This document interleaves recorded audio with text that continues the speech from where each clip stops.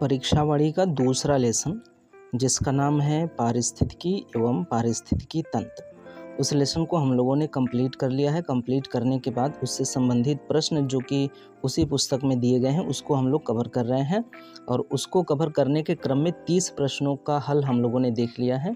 और आज के वीडियो में 31वें प्रश्न से हम लोग स्टार्ट करेंगे।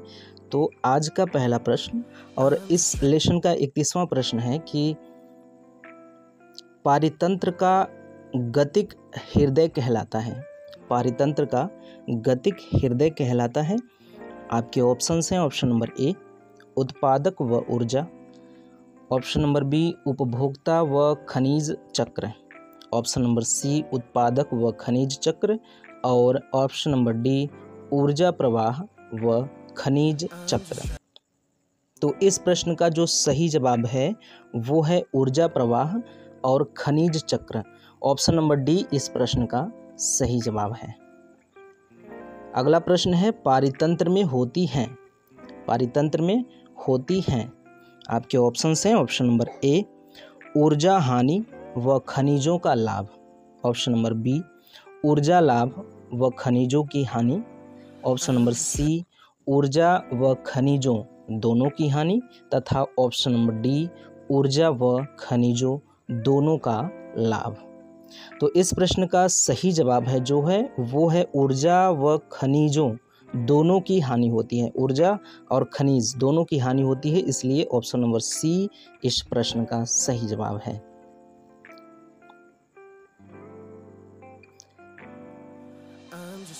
अगला प्रश्न है कि खाद्य श्रृंखला के, ये तो रुक ही नहीं रहा है, जो नहीं रुका उसको जाने दीजिए। उसके बाद का अगला जो प्रश्न है वो है कि निम्नलिखित में से किस कार्य से पारिस्थितिक संतुलन बिगड़ता है। निम्नलिखित में से किस कार्य से पारिस्थितिक संतुलन बिगड़ता है। आपके ऑप्शन हैं, ऑप्शन नंबर ए लकड़ी काटना, ऑप्शन नंबर बी सामाजिक वानिकी, ऑप्शन नंबर सी वन महोत्सव, और ऑप्शन नंबर डी वनारोपण। तो इस प्रश्न का जो सही जवाब है वो है लकड़ी काटना। ऑप्शन नंबर ए इस प्रश्न का सही जवाब है।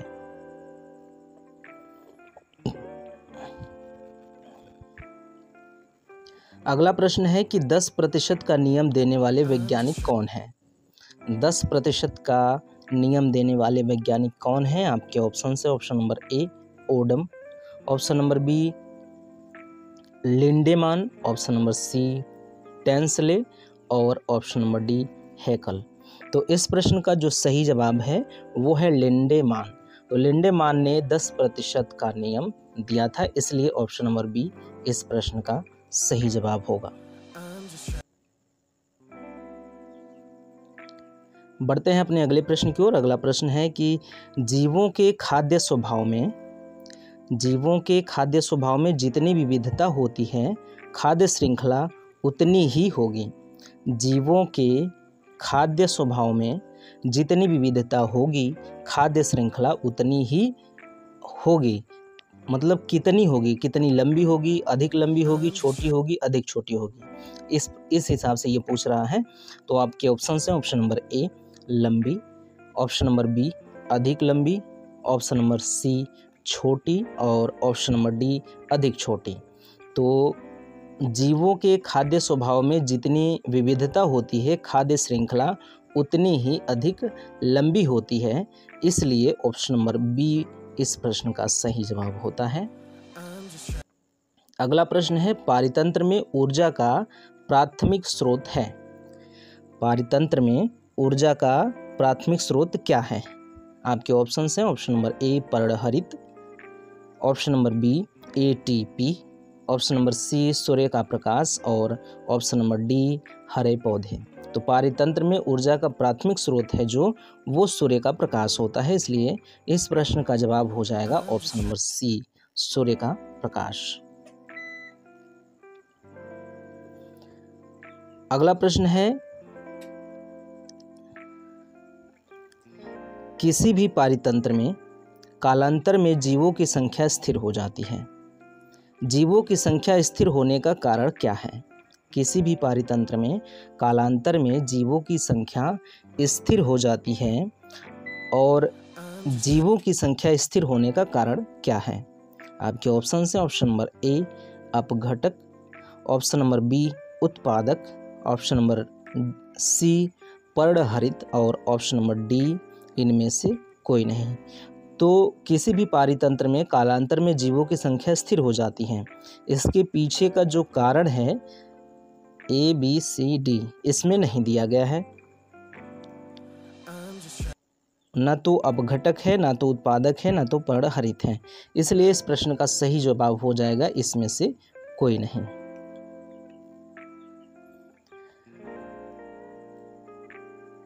अगला प्रश्न है कि किसी पारितंत्र में होते हैं, किसी पारितंत्र में होते हैं। आपके ऑप्शन हैं ऑप्शन नंबर ए उत्पादक उपभोक्ता तथा अपघटक, ऑप्शन नंबर बी उत्पादक शाकाहारी मांसाहारी तथा अपघटक, ऑप्शन नंबर सी पौधे तथा जंतु और ऑप्शन नंबर डी जैविक तथा अजैविक पदार्थ।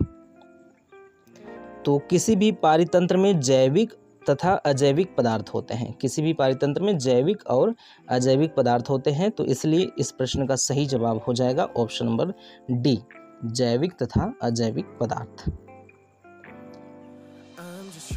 अगला प्रश्न है वन्य जीवों को मारने तथा वनों को काटने से क्या होता है? आपके ऑप्शन हैं ऑप्शन नंबर ए मृदा अपरदन, ऑप्शन नंबर बी बाढ़ आना, ऑप्शन नंबर सी सूखा पड़ना और ऑप्शन नंबर डी उपर्युक्त सभी। तो वन्य जीवों को मारने तथा वनों को काटने से मृदा अपरदन भी होता है, बाढ़ भी आ सकता है, सूखा भी पड़ सकता है। तो इसलिए इस प्रश्न का सही जवाब हो जाएगा ऑप्शन नंबर डी उपर्युक्त सभी। अगला प्रश्न है निम्नलिखित में से कौन सा पारितंत्र प्राकृतिक है? कौन सा पारितंत्र प्राकृतिक है?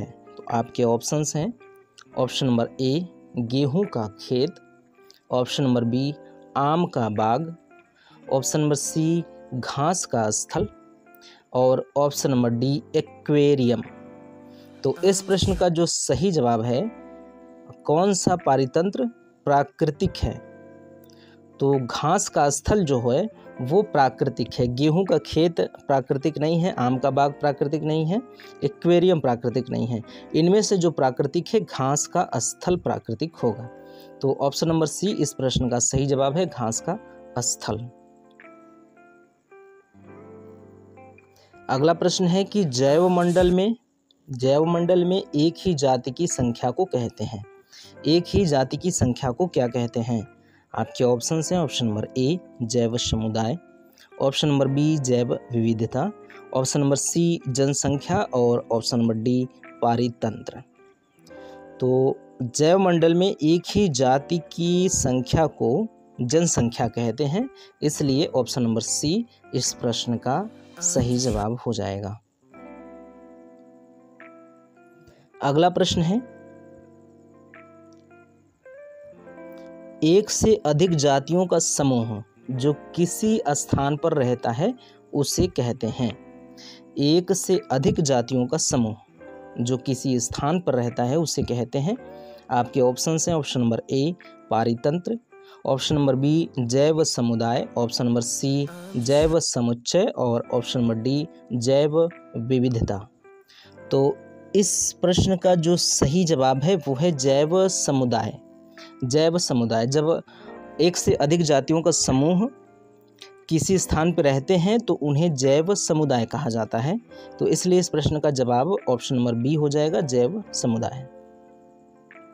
अगला प्रश्न है कि इकोलॉजी या पारिस्थितिकी शब्द को देने वाले कौन हैं? पारिस्थितिकी शब्द को देने वाले कौन हैं? आपके ऑप्शन हैं option number A Haeckel, option number B Mishra, option number C ओम और ऑप्शन नंबर डी व्रेटर। तो इस प्रश्न का जो सही जवाब है वो हैकल है। हैकल महोदय ने इकोलॉजी शब्द को सर्वप्रथम उन्होंने दिया था, इंट्रोड्यूस किया था।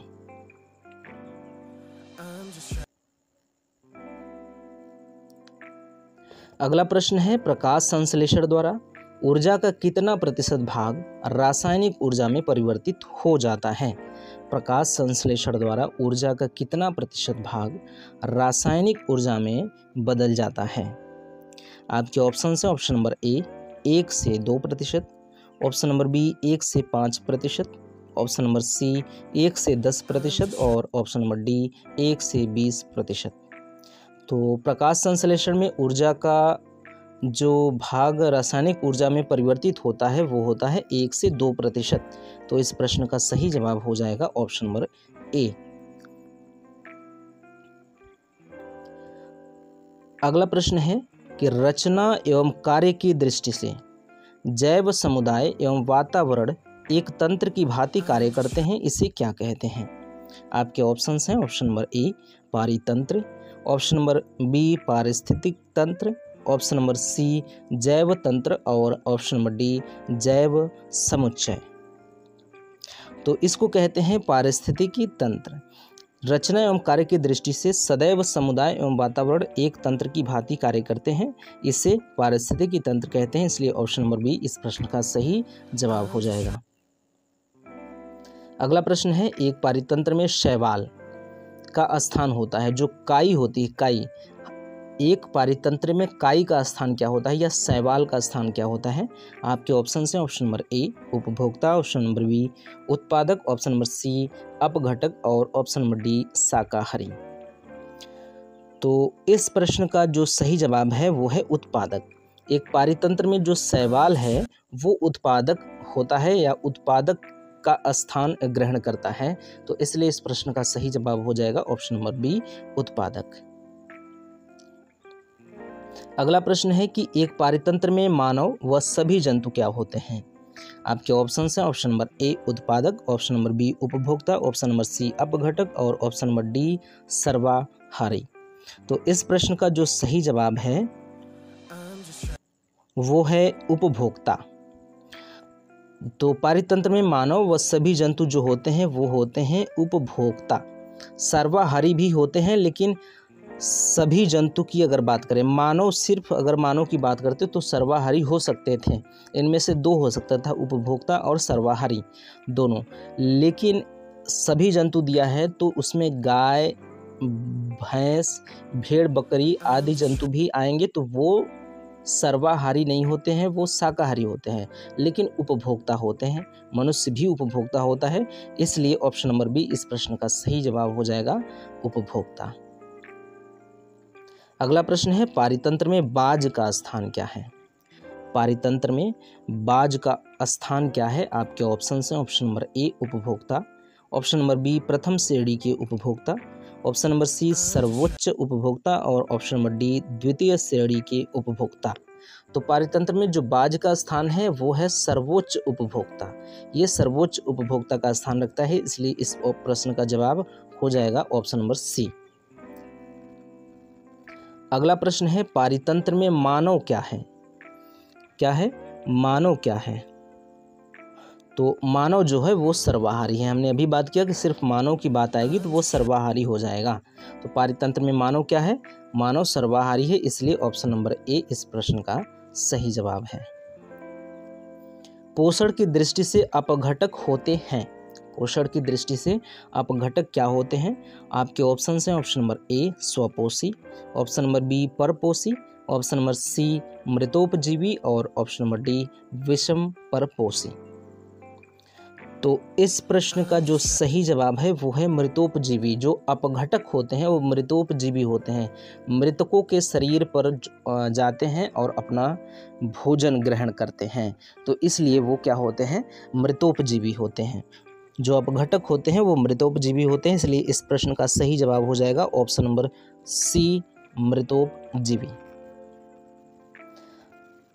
अगला प्रश्न है उपभोक्ता के अंतर्गत नहीं आते हैं। उपभोक्ता के अंतर्गत क्या नहीं आते हैं? आपके ऑप्शन हैं ऑप्शन नंबर ए शाकाहारी, ऑप्शन नंबर बी परजीवी, ऑप्शन नंबर सी मृतोपजीवी और ऑप्शन नंबर डी इनमें से सभी। तो उपभोक्ता के अंतर्गत क्या नहीं आते? उपभोक्ता के अंतर्गत शाकाहारी आते हैं, मृतोपजीवी परजीवी भी शाकाहारी आएंगे, परजीवी आएंगे, मृतोपजीवी नहीं आएंगे। तो इस प्रश्न का सही जवाब जो होगा वो होगा मृतोपजीवी, ऑप्शन नंबर सी। उपभोक्ता के अंतर्गत नहीं आते हैं तो शाकाहारी आएंगे, तो ये वाला गलत हो जाएगा, ये वाला गलत हो जाएगा। परजीवी भी आते हैं तो ये गलत हो जाएगा। ऑप्शन नंबर सी इस प्रश्न का सही जवाब होगा। अगला प्रश्न है कि एक तालाब पारितंत्र में बड़ी मछलियां, कछुए व मेंढक क्या होते हैं। एक तालाब पारितंत्र में बड़ी मछलियां, कछुए, मेंढक होते हैं। आपके ऑप्शंस हैं ऑप्शन नंबर ए उत्पादक, ऑप्शन नंबर बी अपघटक, ऑप्शन नंबर सी प्रथम श्रेणी के उपभोक्ता और ऑप्शन नंबर डी द्वितीय श्रेणी के उपभोक्ता। तो जो मछलियाँ, कछुए व मेंढक जो होते हैं वो द्वितीय श्रेणी के उपभोक्ता होते हैं, इसलिए ऑप्शन नंबर डी इस प्रश्न का सही जवाब है। Option number D. जैवमंडल, जैवमंडल जल, थल एवं वायुमंडल के कितने क्षेत्र में विस्तृत होता है। जो जैवमंडल है, जो जीवमंडल है, वो जल, थल एवं वायुमंडल के कितने क्षेत्र में विस्तृत होता है। आपके ऑप्शन हैं option number A 1.4 kilometre, option number B 22 से 30 kilometre, option number C 114 kilometre और ऑप्शन नंबर डी 11.4 किलोमीटर। तो इस प्रश्न का सही जवाब है वो 22 से 30 किलोमीटर, 22 से 30 किलोमीटर, अर्थात ऑप्शन नंबर बी इस प्रश्न का सही जवाब है।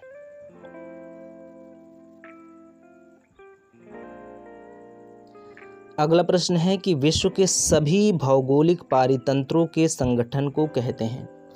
विश्व के सभी भौगोलिक पारितंत्र के संगठन को कहते हैं। तो सभी भौगोलिक पारितंत्र के संगठन को जैवमंडल कहते हैं। विश्व के सभी भौगोलिक पारितंत्र के संगठन को जैवमंडल कहते हैं, इसलिए ऑप्शन नंबर ए इस प्रश्न का सही जवाब है।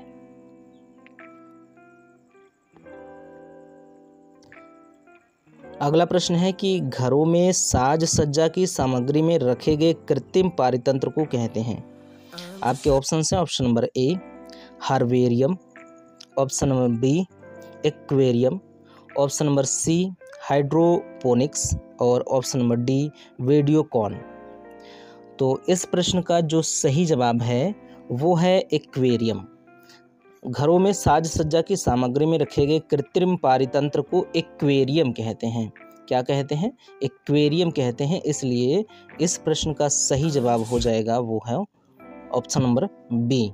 ऑप्शन नंबर बी इस प्रश्न का सही जवाब है।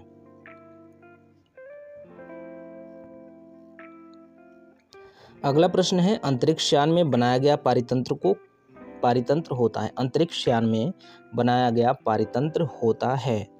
आपके ऑप्शन हैं ऑप्शन नंबर ए स्वनियंत्रित, ऑप्शन नंबर बी कृत्रिम पारितंत्र, ऑप्शन नंबर सी जलीय तंत्र और ऑप्शन नंबर डी अंतरिक्ष पारितंत्र।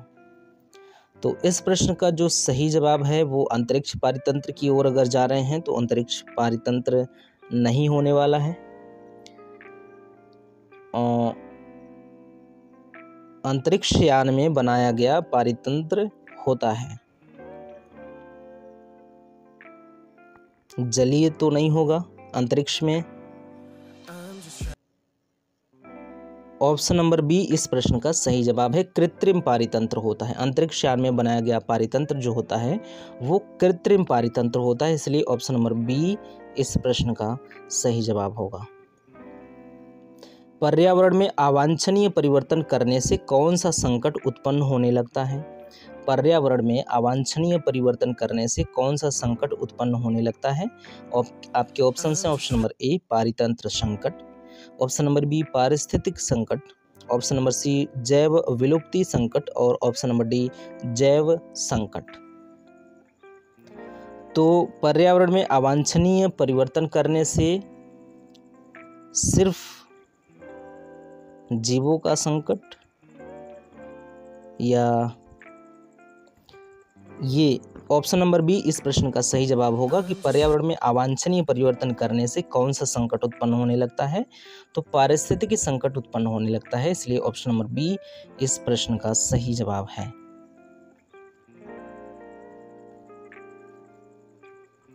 अगला प्रश्न है कि मानव निर्मित पारिस्थितिक तंत्र है, मानव निर्मित पारिस्थितिक तंत्र है। आपके ऑप्शन हैं, ऑप्शन नंबर ए वन पारितंत्र, ऑप्शन नंबर बी फसल पारितंत्र, ऑप्शन नंबर सी घास स्थल पारितंत्र, ऑप्शन नंबर डी अलवणीय जल पारितंत्र। तो अगर मानव निर्मित जो पारितंत्र है वो वन पारितंत्र तो होगा नहीं, ये कृत्रिम होगा।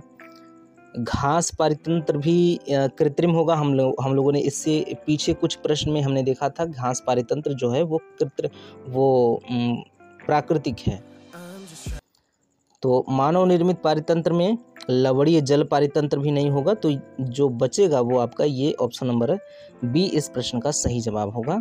तो फसल पारितंत्र जो है, जो फसल है वो मानव निर्मित होता है, मानव निर्मित नहीं होता है क्योंकि वो पारितंत्र है, फसल मनुष्य ने बोया है, इसलिए वो मानव निर्मित के अंतर्गत आता है। तो इसलिए इस प्रश्न का सही जवाब हो जाएगा ऑप्शन नंबर बी फसल पारितंत्र। अगला प्रश्न है प्रकृति में ऊर्जा का मुख्य स्रोत क्या है। ठीक, सूर्य है, ऑप्शन नंबर डी। तो पहले प्रश्न पढ़ लेते हैं, जैसे हम लोग कर रहे हैं वैसे ही करेंगे। प्रकृति में ऊर्जा का मुख्य स्रोत है।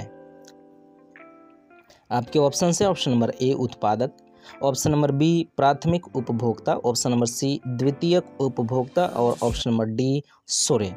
तो इस प्रश्न का सही जवाब होगा सूर्य। तो प्रकृति में ऊर्जा का मुख्य स्रोत जो है वो होता है सूर्य। अगला प्रश्न है जीवाणु एक्टिनोमाइसीज व कवक को कहते हैं। जीवाणु एक्टिनोमाइसीज व कवक को कहते हैं। आपके ऑप्शन हैं, ऑप्शन नंबर ए भक्ष पोषी, ऑप्शन नंबर बी उपभोक्ता, ऑप्शन नंबर सी अपघटक और ऑप्शन नंबर डी प्राथमिक उपभोक्ता। तो जीवाणु एक्टिनोमाइसीज और कवक को क्या कहते हैं। तो जीवाणु, अगर आप और चीज़ों को ना देखें, सिर्फ जीवाणु को देखें तो आप पाएंगे कि ये जीवाणु जो होते हैं वो भक्षपोषी भी नहीं होते, उपभोक्ता भी नहीं होते, प्राथमिक उपभोक्ता भी नहीं होते, ये होते हैं अपघटक। जीवाणु और कवक जैसे जो चीज़ होते हैं वो अपघटक होते हैं, इसलिए इस प्रश्न का सही जवाब होगा वो होगा ऑप्शन नंबर सी अपघटक। पारितंत्र में अजैविक व जैविक घटकों के मध्य की योजना कड़ी है। आपके ऑप्शन हैं, ऑप्शन नंबर ए अस्थायी अवस्था, ऑप्शन नंबर बी खाद्य जाल, ऑप्शन नंबर सी जैव संरचना और ऑप्शन नंबर डी पोष रीति। तो जो इनके मध्य की योजना कड़ी है वो जैव संरचना होती है। पारितंत्र में जैविक और अजैविक घटकों के मध्य की योजना कड़ी जो होती है वो जैव संरचना होती है, इसलिए ऑप्शन नंबर सी इस प्रश्न का सही जवाब होगा। अगला प्रश्न है भारत में पारिस्थितिक असंतुलन का निम्नलिखित में से कौन सा एक प्रमुख कारण है। आपके ऑप्शन हैं, ऑप्शन नंबर ए वनोन्मूलन, ऑप्शन नंबर बी मरुस्थलीकरण, ऑप्शन नंबर सी बाढ़ एवं अकाल, ऑप्शन नंबर डी वर्षा की वर्षा की परिवर्तनीयता, जो वर्षा में बदलाव आ रहा है वो बताया जा रहा है कि वो कारण हो सकता है कि नहीं हो सकता। तो ये चार आपके ऑप्शंस हैं, तो इसमें से जो सही होगा आपका ऑप्शन वो होगा वनोन्मूलन। तो पारिस्थितिकी संतुलन का जो पारिस्थितिकी असंतुलन है, जो पारिस्थितिकी संतुलन जो बिगड़ रहा है उसके पीछे का जो प्रमुख कारण है वो है वनोन्मूलन, वनों का अत्यधिक काटना, ये प्रमुख कारण है, इसलिए ऑप्शन नंबर ए इस प्रश्न का सही जवाब हो जाएगा। अगला प्रश्न है प्रकृति में सर्प पादपों पर निर्भर कीटों को खाते हैं। यदि मोर सर्प को खाता हो तो मोर क्या होगा।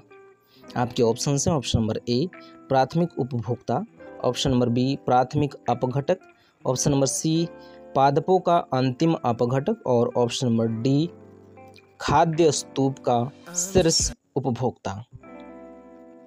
तो ये खाद्य स्तूप का जो शीर्ष उपभोक्ता होगा उसके अंतर्गत आएगा। प्रकृति में सर्प पादपों पर निर्भर कीटों को खाता है। पहले पौधे हैं, पौधों को कीट खाते हैं, कीटों को सांप खाता है और सांप को मोर खा जाता है। तो मोर क्या होगा? शीर्ष उपभोक्ता होगा, खाद्य स्तूप का शीर्ष उपभोक्ता। इसलिए ऑप्शन नंबर डी इस प्रश्न का सही जवाब हो जाएगा।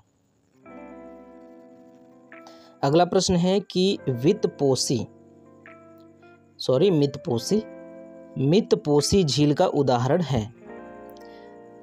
मितपोषी झील का उदाहरण है। आपके ऑप्शन हैं ऑप्शन नंबर ए कश्मीर की डल झील, ऑप्शन नंबर बी उड़ीसा की चिल्का झील, ऑप्शन नंबर सी राजस्थान की सांभर झील और ऑप्शन नंबर डी दक्षिण भारत की ऊटी झील। तो इसका जो उदाहरण है वो है राजस्थान की सांभर झील। तो इस प्रश्न का सही जवाब होगा ऑप्शन नंबर सी राजस्थान की सांभर झील। अगला प्रश्न है निम्नलिखित जलवायु कारकों में से कौन पार्थिव पारिस्थितिक तंत्र पर सबसे कम प्रभाव डालता है। निम्नलिखित जलवायु कारकों में से कौन पार्थिव पारिस्थितिक तंत्र पर सबसे कम प्रभाव डालता है। आपके ऑप्शन हैं ऑप्शन नंबर ए तापक्रम परिवर्तन, ऑप्शन नंबर बी पवन, ऑप्शन नंबर सी सूर्य का प्रकाश की दिशाएं या धूप की दिशाएं और ऑप्शन नंबर डी जल की प्राप्यता। तो इस प्रश्न का जो सही जवाब है वो है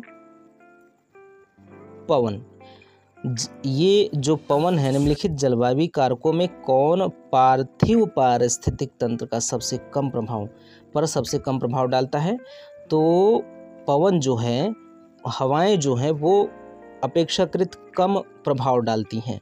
जलवायु कारकों में से निम्नलिखित जलवायु कारकों में से पार्थिव पारिस्थितिक तंत्र का सबसे कम प्रभाव पवनें डालती हैं। इसलिए ऑप्शन नंबर बी इस प्रश्न का सही जवाब होगा।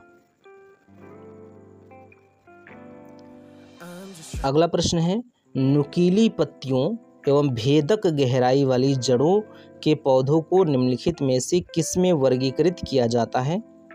तो आपके ऑप्शंस हैं ऑप्शन नंबर ए मरुद्भिद, ऑप्शन नंबर बी आर्द्रतोद्भिद, ऑप्शन नंबर सी समोद्भिद और ऑप्शन नंबर डी मरुस्थली पौधे। तो इस प्रश्न का सही जवाब होगा वो मरुद्भिद होगा। मरुस्थल में उगने वाले पौधे जो होते हैं नुकीली पत्तियां एवं भेदक गहराई वाली जड़ों के पौधे होते हैं। तो ये मरुस्थल में उगते हैं इसलिए इसे मरुद्भिद कहा जाता है। इसलिए ऑप्शन नंबर ए इस प्रश्न का सही जवाब होगा। अगला प्रश्न है कि दो पारिस्थितिक तंत्रों के मध्य के संक्रमण क्षेत्र को कहते हैं। दो पारिस्थितिक तंत्रों के मध्य जो संक्रमण क्षेत्र है उसको क्या कहते हैं। तो आपके ऑप्शन हैं option number A biome, option number B biotope, option number C ecotone और ऑप्शन नंबर डी सीअर। तो दो पारिस्थितिक तंत्रों के मध्य का जो संक्रमण क्षेत्र होता है, एक पारिस्थितिक तंत्र ये है, एक पारिस्थितिक तंत्र ये है और ये बीच वाला जो क्षेत्र है ये संक्रमण क्षेत्र है। तो दो पारिस्थितिक तंत्र के संक्रमण क्षेत्र को क्या कहते हैं। तो इसको कहा जाएगा बायोटोन।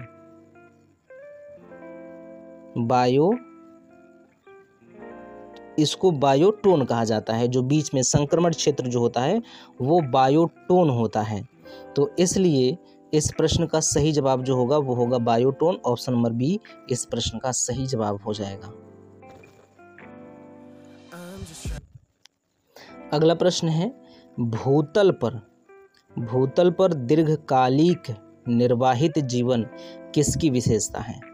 आपके ऑप्शन है ऑप्शन नंबर ए एकाकी जीव की, ऑप्शन नंबर बी जीव समुदाय की, ऑप्शन नंबर सी पारिस्थितिकी तंत्रों की और ऑप्शन नंबर डी इनमें से कोई नहीं।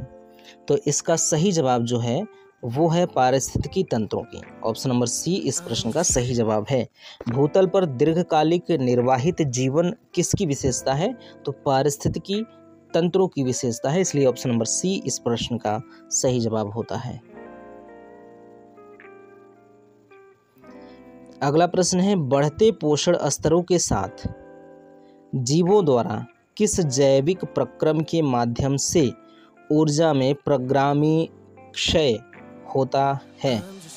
बढ़ते पोषण स्तरों के साथ जीवों द्वारा किस जैवीय प्रक्रम के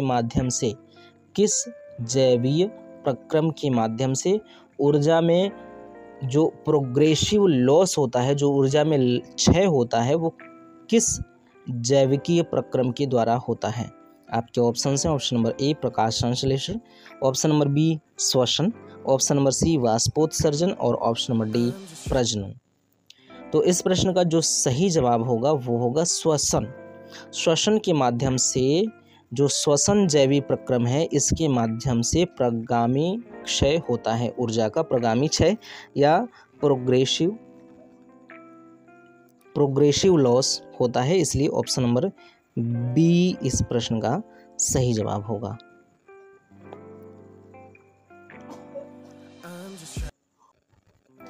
अगला प्रश्न है, सामान्य रूप में आहार श्रृंखला में कितनी कड़ियाँ होती हैं?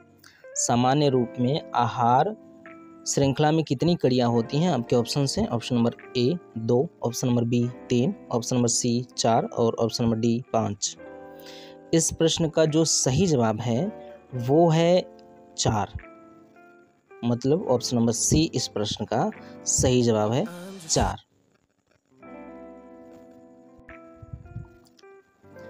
अगला प्रश्न है, पारिस्थितिक तंत्र की उत्पादकता को प्रभावित तथा नियंत्रित करने वाले कारकों में सर्वाधिक महत्वपूर्ण होता है?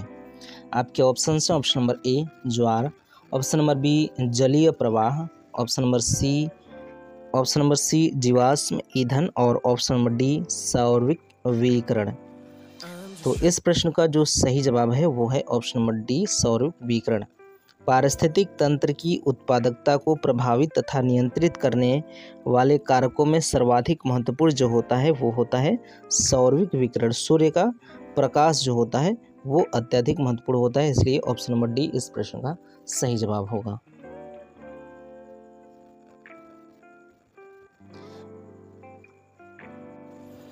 अगला प्रश्न है, स्क्लेरोफाइट्स शब्द का प्रयोग किया जाता है। स्क्लेरोफाइट्स किसको कहा जाता है या स्क्लेरोफाइट्स शब्द का प्रयोग किसके लिए किया जाता है? आपके ऑप्शन हैं ऑप्शन नंबर ए शाकीय पौधों के लिए, ऑप्शन नंबर बी झाड़ी पौधों के लिए, ऑप्शन नंबर सी वृक्षों के लिए और ऑप्शन नंबर डी छाया प्रिय पौधों के लिए। तो स्क्लेरोफाइट्स जो कहा जाता है वो कहा जाता है झाड़ियों को स्क्लेरोफाइट्स कहा जाता है, इसलिए ऑप्शन नंबर बी इस प्रश्न का सही जवाब हो जाएगा। याद रखेंगे स्क्लेरोफाइट्स, एक बार फिर स्क्लेरोफाइट्स झाड़ी पौधों के लिए प्रयोग किया जाता है, तो इसलिए ऑप्शन नंबर बी इस प्रश्न का सही जवाब है। अगला प्रश्न है, उच्च श्रेणी के मांसाहारी शुद्ध प्राथमिक उत्पादकता का ग्रहण करते हैं। उच्च श्रेणी के मांसाहारी शुद्ध प्राथमिक उत्पादकता का ग्रहण करते हैं। ऑप्शन नंबर ए अधिकतम अंश, ऑप्शन नंबर बी न्यूनतम अंश, ऑप्शन नंबर सी आधा अंश और ऑप्शन नंबर डी संपूर्ण अंश। तो उच्चतम श्रेणी के मांसाहारी जो प्राथमिक उत्पादकता का ग्रहण करते हैं, दोनों में बड़ा फर्क हो जाता है, क्योंकि पहले प्राथमिक उत्पादकता होंगे, फिर बीच में कई जीव होंगे, फिर अंत में क्या होंगे, उच्च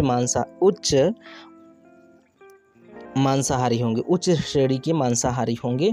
तो इनके बीच में बड़ा फर्क होगा। बड़ा फर्क होने की वजह से 10% ऊर्जा का लॉस होगा, यहाँ पे भी होगा। यहाँ पे रास्ते में कई जगह 10% ऊर्जा का लॉस होने के बाद इनके यहाँ तक पहुँचेगा, तो इसलिए ये न्यूनतम अंश ग्रहण कर पाते हैं, इसलिए ऑप्शन नंबर बी इस प्रश्न का सही जवाब है। अगला प्रश्न है, निम्नलिखित में से कौन सत्य नहीं है? निम्नलिखित में से कौन सत्य नहीं है? आपके ऑप्शन हैं ऑप्शन नंबर ए गुण परिवर्तन की प्रक्रिया उद्भवन के मौलिक पदार्थों का सृजन करती है, ऑप्शन नंबर बी, लैंगिक प्रजनन के दौरान अनेक जीन प्रारूपों का उत्पादन होता है। ऑप्शन नंबर सी, प्राकृतिक चयन की प्रक्रिया द्वारा उत्कृष्ट जीन प्रारूपों की आवृत्ति में वृद्धि होती है। ऑप्शन नंबर डी, सुलभ पर्यावरण में कतिपय जीन प्रारूपों को धारण करने वाले जीव अन्य प्रारूप को धारण करने वाले जीवों की तुलना में कम क्षमता वाले होते हैं। तो इस प्रश्न का सही जवाब होगा option number D. Option number D जो है, सुलभ पर्यावरण में कतिपय जीन प्रारूपों को धारण करने वाले जीव अन्य प्रारूप को धारण करने वाले जीवों की तुलना में कम क्षमता वाले होते हैं, ये बिल्कुल गलत है। इसलिए इस प्रश्न का सही जवाब होगा ऑप्शन नंबर डी। अगला प्रश्न है, मृदा में उपस्थित जल की कुल मात्रा को कहते हैं। आपके ऑप्शंस हैं, option number A holard, option number B chresard, option number C इकाई और ऑप्शन नंबर डी इनमें से कोई नहीं। तो मृदा में उपस्थित जल की कुल मात्रा को कहते हैं होलार्ड। क्या कहते हैं? होलार्ड। तो मिट्टी में उपस्थित जल की जो कुल मात्रा होती है, तो होलार्ड किसको कहते हैं, याद रखेंगे आप। होलार्ड किसे कहते हैं? तो मिट्टी में उपस्थित जल की कुल मात्रा जो होता है उसे होलार्ड कहते हैं। एक बार फिर इस चीज़ को रिवीजन कर लीजिए कि मृदा में उपस्थित जो जल की मात्रा होती है, मृदा में उपस्थित कुल जल की मात्रा, मृदा में उपस्थित कुल जल की मात्रा और 3 बार मृदा में उपस्थित कुल जल की मात्रा को होलार्ड कहते हैं। या होलार्ड किसे कहते हैं? तो मृदा में उपस्थित जल की कुल मात्रा को होलार्ड कहते हैं। इसलिए ऑप्शन नंबर ए इस प्रश्न का सही जवाब होगा। अगला प्रश्न है, किसी स्थान की आपेक्षिक आर्द्रता ज्ञात करने का उपकरण है। किसी स्थान की आपेक्षिक आर्द्रता जो है वो किससे मापा जाता है या ज्ञात करने का उपकरण क्या है? आपके ऑप्शन हैं, option number A hygrometer, option number B barometer, option number C ammeter और ऑप्शन नंबर डी ऑक्जेनोमीटर। तो इस प्रश्न का जो सही जवाब है वो हाइग्रोमीटर है। हाइग्रोमीटर के माध्यम से किसी स्थान की आपेक्षिक आर्द्रता को मापा जाता है या उसकी ज्ञान को हासिल किया जाता है। तो इस प्रश्न का सही जवाब होगा वो होगा ऑप्शन नंबर ए हाइग्रोमीटर।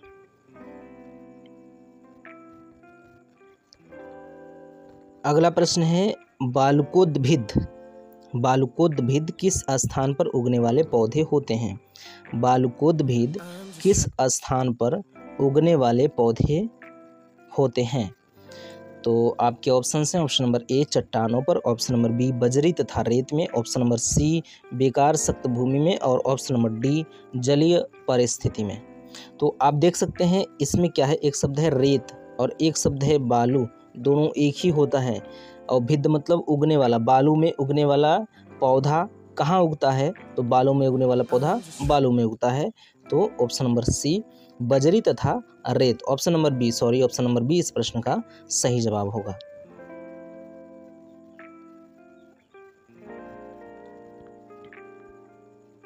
अगला प्रश्न है, संतुलित पारिस्थितिक तंत्र के संदर्भ में कौन सत्य नहीं है? आपके ऑप्शन हैं, ऑप्शन नंबर ए ऊर्जा तथा पदार्थों के निवेश एवं निर्गत में संतुलन होता है। एक बार फिर से ऑप्शन नंबर से ए समझिए, ऊर्जा तथा पदार्थों के निवेश एवं निर्गम में संतुलन होता है।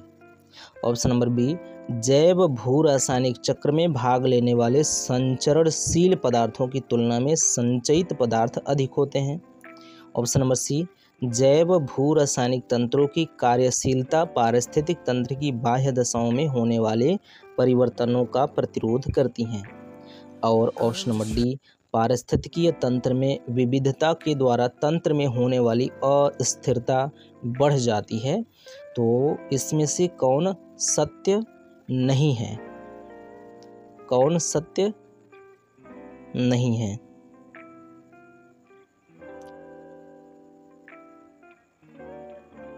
संतुलित पारिस्थितिक तंत्र के संदर्भ में कौन सत्य नहीं है, ये पूछ रहा है।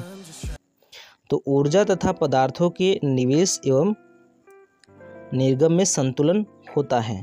तो ये जो लाइन है वो सही है। उसके बाद जैव भू रासायनिक चक्र में भाग लेने वाले संचरणशील पदार्थों की तुलना में संचयित पदार्थ अधिक होते हैं, ये भी लाइन सही है। जैव भू रासायनिक तंत्रों की कार्यशीलता पारिस्थितिक तंत्र की बाह्य दशाओं में होने वाले परितंत्रों का विरोध करती है, लाइन ये भी सही है। गलत होता है ये गलत है। इसका मतलब ये है कि प्रश्न के हिसाब से जो सही होगा वो होगा, प्रश्न के हिसाब से जो सही होगा वो होगा ऑप्शन नंबर डी। तो ऑप्शन नंबर डी इस प्रश्न का सही जवाब है। बढ़ते हैं अपने अगले प्रश्न की ओर। अगला इस वीडियो का जो अगला प्रश्न है, जो अंतिम प्रश्न है, वो यही है।